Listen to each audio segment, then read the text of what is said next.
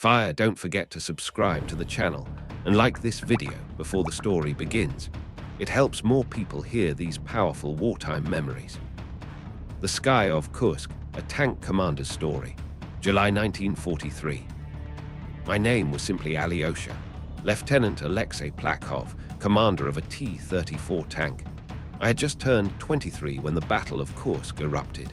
We had heard the rumors for weeks. The Germans were preparing something massive, assembling an armored fist the size of a nation. We knew the attack would come soon, and we knew it would be hell. July 5, 1943. Dawn. The morning mist clung to the fields like ghosts. My tank sat in a grove just beyond the ridge. 5 of us inside, cramped, nervous, sweating even in the cool air. Our breath fogged the metal walls. Outside, dozens of tanks idled like caged beasts. The commander barked over the radio. Advance to Line Bravo. Artillery in support.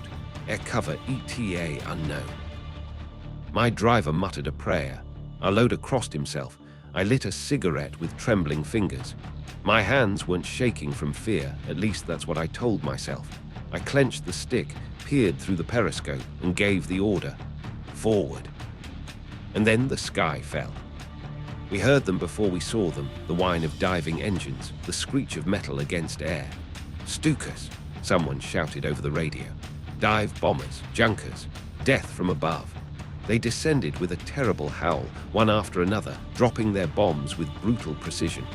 The ground heaved, fire erupted, and the world became thunder. A nearby T-34 took a direct hit. Its turret flew 20 meters like a toy. Flames, screams. We powered through, deafened by explosions, the tank shuddering with every blast. Our own artillery began to answer, a chorus of thunder behind us.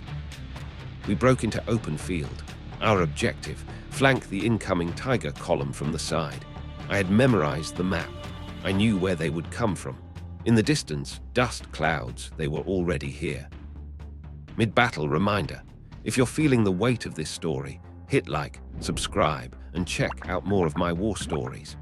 Every tale is the echo of those who lived and fought. Then, contact. Tigers, dozens, massive angular beasts moving in formation, their long barrels scanning the field. I locked onto one. Load, I shouted. The gunner jammed the shell into place. We fired, the round hit its turret but bounced off. Not enough. A second shot, fire and sparks. It stopped moving. Smoke poured out. Left flank, someone screamed. I turned and saw a Ferdinand, a monstrous tank destroyer, turning toward us. Reverse, I barked.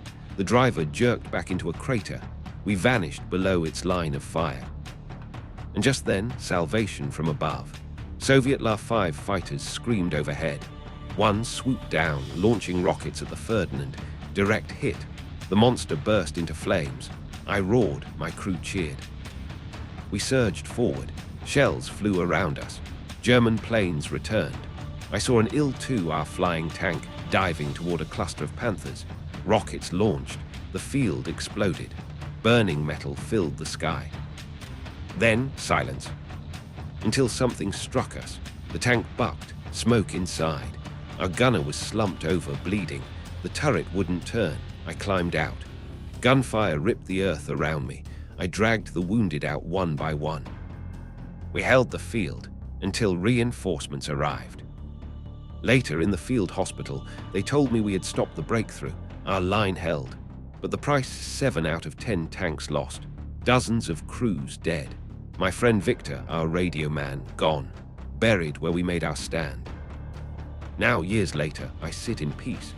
My grandson plays in the garden, swinging a wooden plane through the air. But I still see that sky, the sky of Kursk, on fire with smoke, courage, and sacrifice. Military medal if this story touched you. Hit like, subscribe to the channel, and explore more of my stories, stories from the war that shaped the world. Let their voices echo forever.